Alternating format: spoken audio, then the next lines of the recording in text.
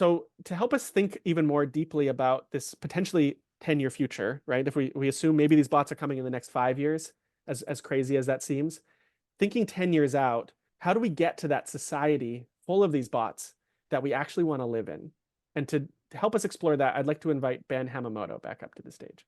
Well, again, as we mentioned at the top of this event, the theme for the overall map that we're doing is relational futures. And with this sort of toolkit that you just had a chance to experience, we really focus there on the experience of an individual or an organization, how they're going to be interacting with and experiencing these bots. But and I think just by listening to the talk and looking at the tool, it's obvious how impactful these technologies are going to be. And in the larger map of the decade, we're going to really play out the consequences of that input. We'll be exploring this sort of question of over the next decade, how do these bots interact with each other and with us at scale? How do they interact with human beings, organizations, with the natural world? What does the world saturated in this technology look like? And so I'm going to share just a little preview here of how we're thinking about the larger 10-year future that we're really going to bring together in the event, the in-person event in October. And really, one of the big components to how we're thinking about this is scale. Obviously, over the past several decades and even centuries, communications technology has opened up a scale of relationships that have never been possible before.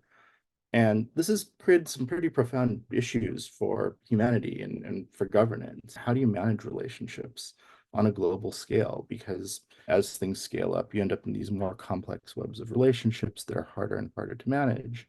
And so our map of the decade is going to contain scenarios of responses to these challenges with the following framework, which are basically three responses to relationships at scale, to this kind of complexity. And as you can see here, there is bearing with the problems that this could bring, basically responding to impacts and externalities, and breaking up with these systems, scaling down and minimizing relationships and complexity. And then the last one, which I think most of us really agree is a preferable future, is actually building them with intention and reimagining collective control. And I'll get into what all of these mean in a minute. I'm just going to really quickly run through the high-level framework that we have here for each of these and how they would apply to the bestiary that you all have just learned about. So again, the first strategy we have here, response, is to just bear with whatever issues come out of deploying all of these bots at scale. Basically, it's how do you manage these relationships? You don't. You mitigate the harmful effects and the fallout downstream reactively. And in the US and a lot of other parts of the world, that's kind of conventional wisdom that you don't want to create too much rules or too much oversight, because if you start to regulate things too much, you lose the benefits of this scale of connection. You slow things down. And that the general approach we've seen play out with the internet, for instance, over the last couple decades. I don't think we really need to say too much about like the problems that we've seen, like smartphone addiction, social media issues, misinformation, bullying, abuse. We could all name several more. But for the most part, our response to these kind of externalities and downstream impacts has just been to bear with it. We don't have any real meaningful, aggressive way to intervene. Instead, we have things like screen time monitors to let you know how much time you're spending on your phone and not with your kids or whatever it is. Um, and I think that the uh, another thing that I should say here, even just about the phrase of bear, like I'm saying, we bear with it. We is an interesting term here because a lot of times what happens is that negative externalities aren't born equally. Over the years, there have been a lot of really awful, good journalism, but awful exposés on the low-paid workers who sort through the most horrific, traumatizing content on the internet, so the rest of us don't have to see it. And I think this is a microcosm for what's wrong with the bear with it approach. It's not really always effective at reducing harm, but just directing it and not in a very equitable way.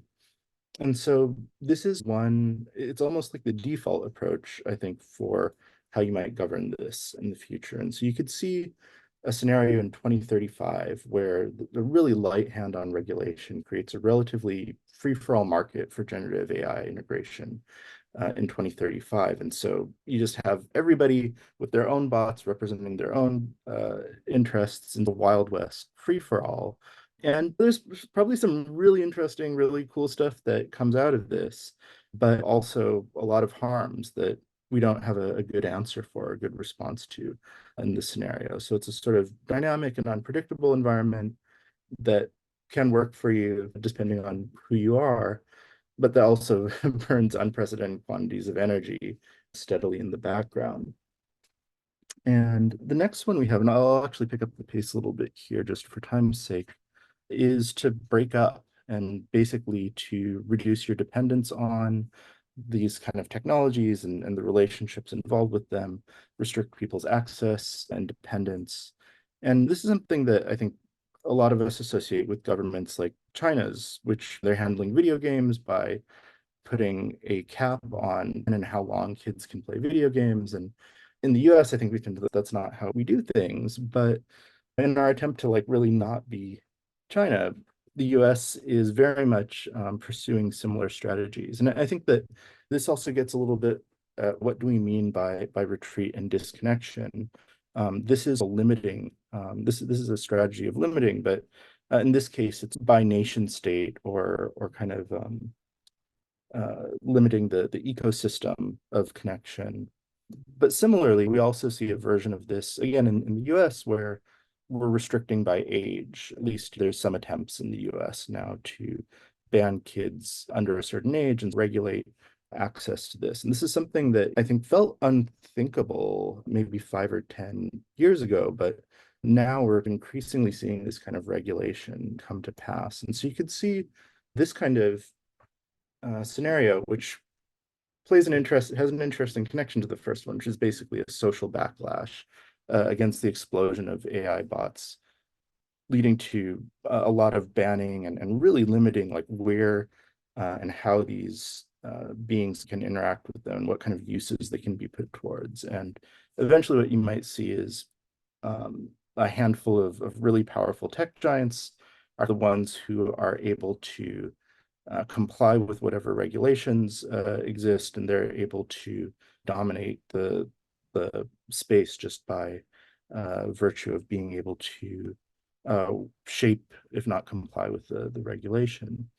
And so the last strategy that we see here is probably both the most ambitious one and the one that we, in the US at least, have a lot of cultural resistance to, which is basically to actually build in or bake in the intention that we want these relationships to serve the public good. And there's some problems with that, which I'll get to in a second, but this isn't a totally unprecedented approach in the US and similar countries. That at the beginning of broadcast media, the US and many other countries made the decision that the medium should in some way serve the public good, or at least there should be an option that attempts to do that. There should be a public version of this infrastructure. And some countries did it a little more aggressively than the US did, but I think it's still the same approach at the end of the day. And if you look at the work of Mariana Mazzucato, it's really changing the conversation about the role of the state in innovation, and I think is expanding people's ambitions and imagination about what could be accomplished. Now, the question of how the public good could be served is tricky because who gets to define what the good and public good means? And I think traditionally we've seen the market as a way around that problem, that price is value, and whatever the market thinks, that's how we deal with something inherently so subjective. But I think we're also seeing signals of potential new ways to guarantee or synthesize democratic input. And this is a provocative signal, but I think it's a really interesting and fascinating book in which the authors basically argue that a lot of the economy in the West is actually a planned economy already, that Walmart isn't just like this network of retail stores, but basically is its own planned economy that's managed by these really complex record keeping and algorithms. And I think I can leave that signal there, but the broader point here is that there are systems emerging that could potentially be used to filter or make use of democratic decision making, synthesize democratic input at a scale that we never have before. And I think this is going to be the most interesting space to forecast in the remainder of the work that we're doing for the map of the decade. And basically, the 2035 scenario here is that governments actually recognize the need for not just public oversight and coordination, but also the ability to actually put these systems to work for ambitious projects for the public good. And again, I think this is one of the more interesting scenarios to play with. And this is a quick sampling of what this looks like for the specific tech forecasts that we've just shared with you. But this framework here is going to carry on through the map of the decade as we start to look at the relationships of the next decade at these different scales. So social relationships, the relationships between people, professional relationships, so relationships at the scale of organizations, relationship issues at the scale of authorities, and purple relationships, which we're defining here as relationship issues at the scale of ideology. And we have a set of sort of research questions at each of these scales that we're going to be working with and using the frameworks and technology foundations that we've already shared to address these. And I think I'm just going to quickly flip through these in order to hand it back to Suzanne so that we can close on time.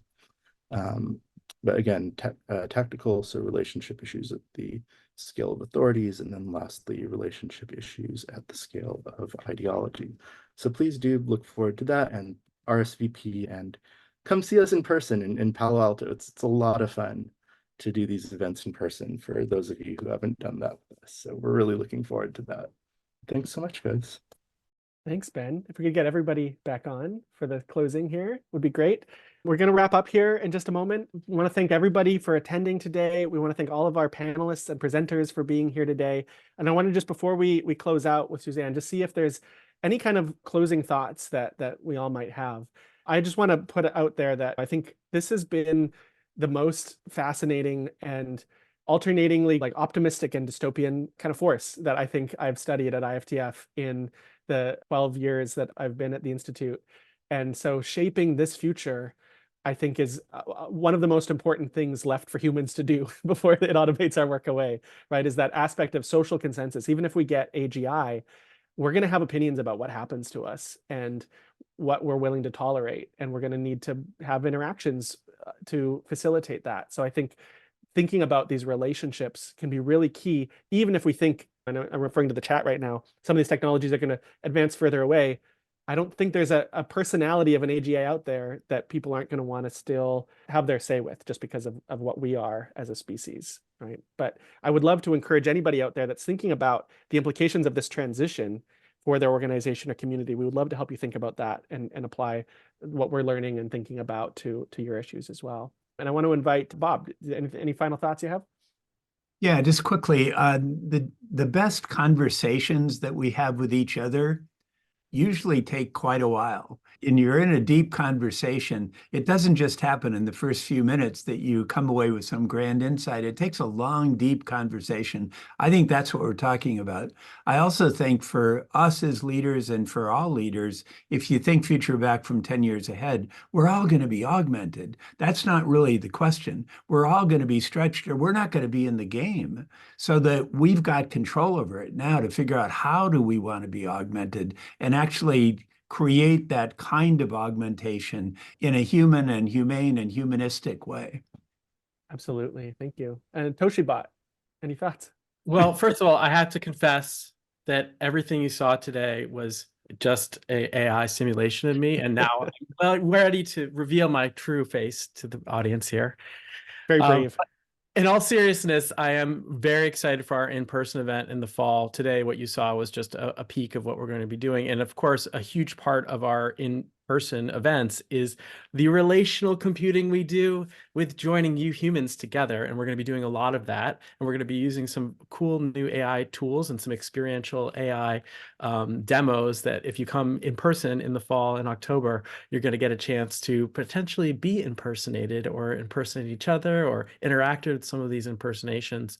So we have some real interesting surprise experiences and technology demos for you to try at the in-person event in the fall. Yeah, so hold your dates, 23rd, 24th of October, and then more details coming soon on that. And Suzanne, you get last word. Great. I think you summarized it great. I mean, this was just a snippet of all the research that we have for you all. And we're very excited to continue this journey throughout 2024, looking 10 years ahead for our map of the decade relational computing topic this year. So again, I think Ben mentioned it, Tosha mentioned it. We have our upcoming first in-person gathering in 5 years. Seems like forever ago that we were together. And more importantly than ever, I think, looking at relationships in person. What does that mean? Engaging on this topic together. So hold those dates, October 23rd, 24th. We're hoping to do it in our new offices in Palo Alto, but more information will come. And then all these, the slides and everything, the presentation, the recordings will be available on Vantage Point. I've seen a lot of comments about that. So you will be able to dive deeper into all these sources that you've seen, and don't hesitate to reach out. If you want to talk to us about engaging deeper on these topics for your organizations, we would love to talk to you about it. So don't be strangers, and we'll see you in the future. Thanks everyone for joining today.